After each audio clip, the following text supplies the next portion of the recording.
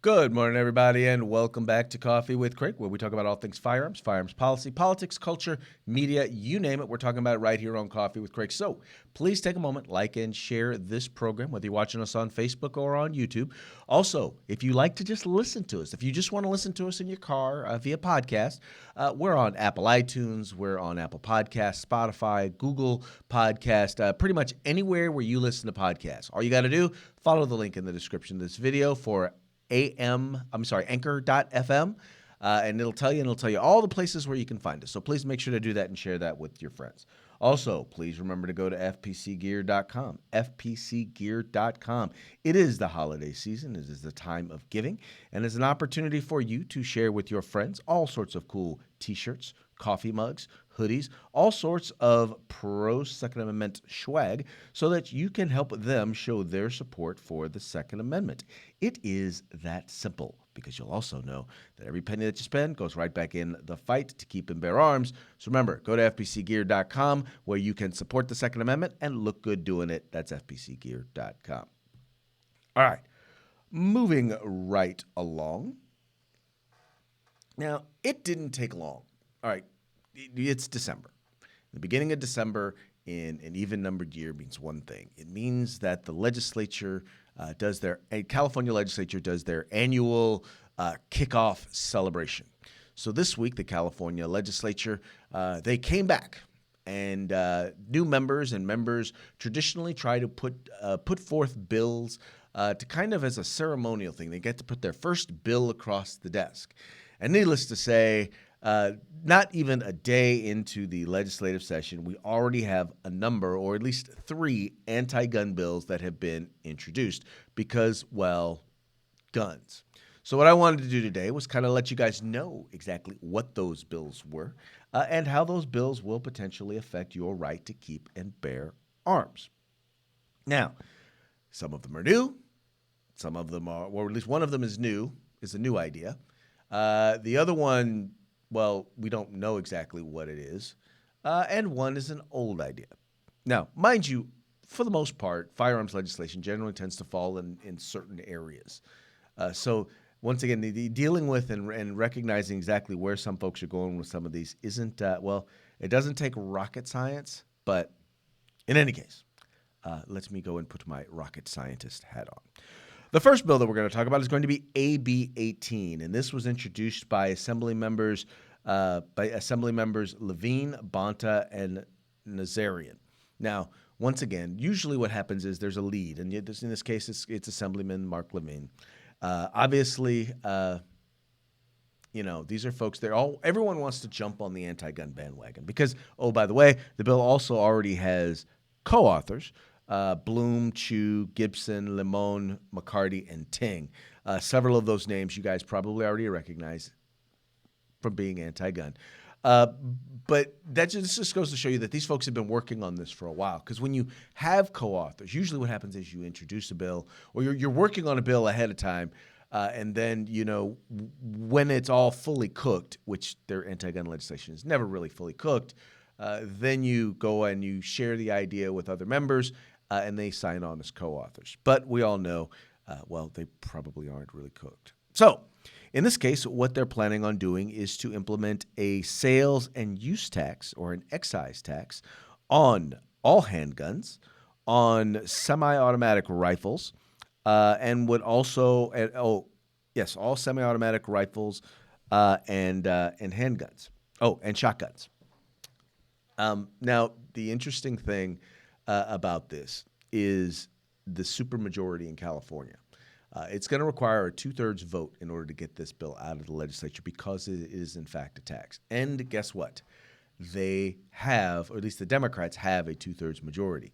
Now, there is no saying that they have enough votes to get this through, because as we've talked to you about before, there are a number of Democrats in the California legislature who tend to shy away from firearms legislation or anti-gun legislation. So this is one that we believe we definitely have the ability to be able to stop. Once again, if we're able to effectively communicate on this issue. Because quite frankly, this is a poll tax, is what it is. It is the taxing of a constitutionally enumerated right. It's saying if you want to exercise this right, you are going to have to pay a tax, pay an additional tax. Because what they're really trying to do is they're trying to price poor people out of being able to legally purchase firearms. What they don't understand is that the criminals that they seek to, quote unquote, keep from getting guns, they're still going to get their guns. And, oh, by the way, they're not going to pay the tax because they're not going to be buying it from a firearms retailer. Now, all of these funds that are collected are going to a program called the California Violence Intervention and Prevention Grant Program, or CAL-VIP, which is in essence a slush fund for politicians to hand out money to local charities. It's a way for them to curry favor in communities because if you look at a number of the programs that get funded, very few of them actually have anything to do with violence or violence prevention. It's all, community-related stuff that, are good programs. I'm not saying they're not necessarily good programs. I'm just saying they in no way address the issue of violence or violence prevention. But, hey, what do I know? I'm not a Democratic legislator. All right, moving right along. Then we have Assembly Bill 61. This has been introduced by Assemblymember Ting, Marsucci, and Reyes, also co-authored by Assemblyman McCarty. This is the third time that Assemblyman Ting has come back in an attempt to expand gun violence restraining orders, or red flag laws, here in the state of California. They are concerned because they just don't feel like they're being used enough. For example, in the state of Florida, in the first 4 months of the program, they actually had instituted over 450 of them, where in California that number's been significantly less. Although also in California, only immediate family members currently and law enforcement are able to go and seek these restraining orders. In this particular case, it would expand it to coworkers, anyone who works at a secondary or post-secondary institution where the individual has attended in the last 6 months, which, oh, by the way, these ex parte orders are supposed to be because, well, it's immediate and relevant. It's immediate danger, but yet someone who hasn't dealt with you for 6 months can now file one of these. Anyway, but yeah, so you guys know the red flag laws.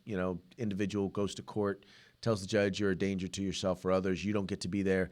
They issue a restraining order where they take your gun rights away. Then they also issue a warrant for them to search any place they think you might have a gun. And then they come armed to the teeth to take your firearms away from you.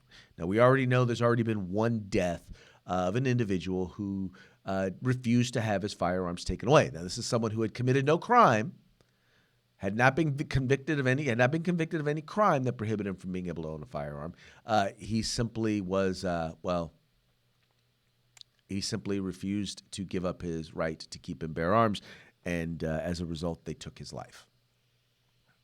I'll leave that at that. Anyway, we all know that this is a bad bill. This is a bill that has this expansion has been opposed by the criminal defense attorneys.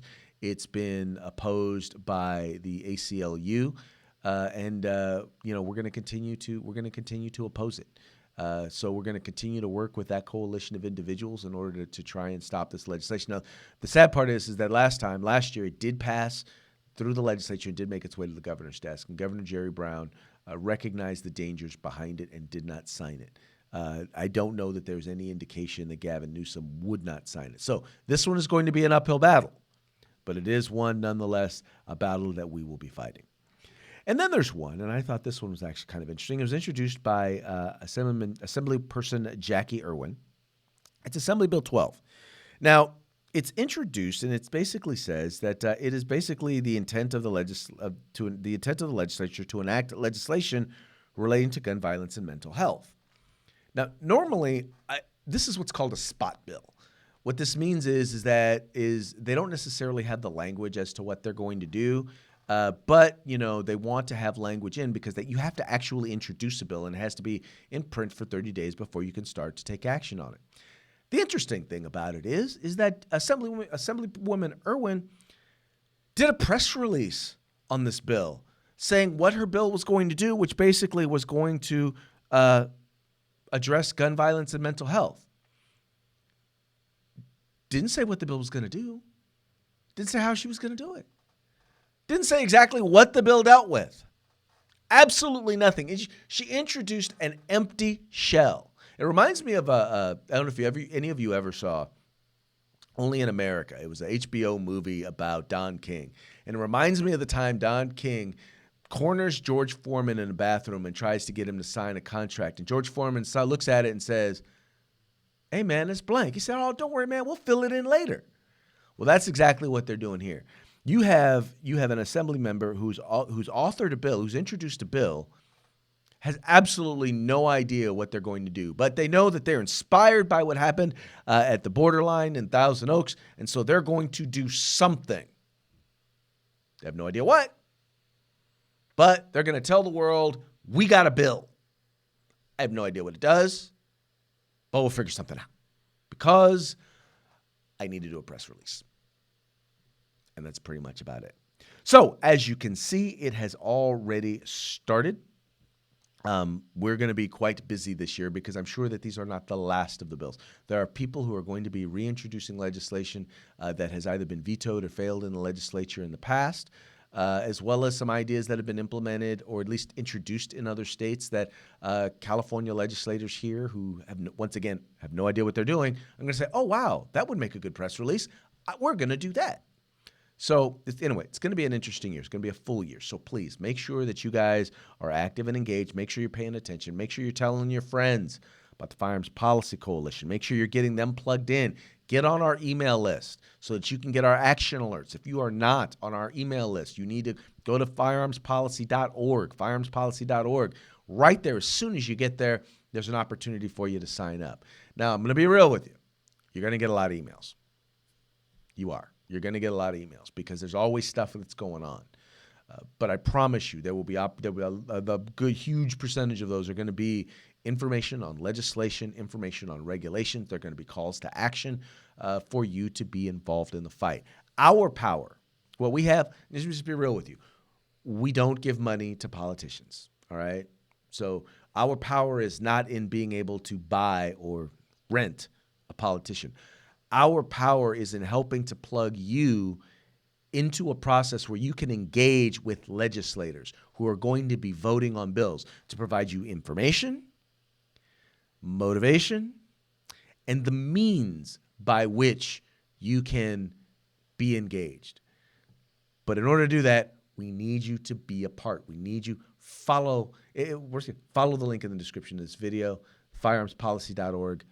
It's real simple. Get on our email list so that you can actually get our action alerts because, folks, it's going to be a busy year. And I don't care if you don't live in California.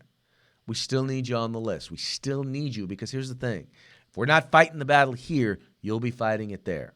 We'll be fighting it here in California. We'll be fighting in Nevada. We'll be fighting in Washington. We'll be fighting in Oregon. Right, a couple of those states only have 2 years. They only meet every other year. They're going to have a ton of anti-gun legislation as well. But in order to get you engaged, we need you to be involved. And as long as we're involved here, that reduces the likelihood that we're going to be involved in some other states where the Second Amendment is actually valued by its elected officials. Anyway, folks, that's going to be it for today's Coffee with Craig. Thank you so much for tuning in.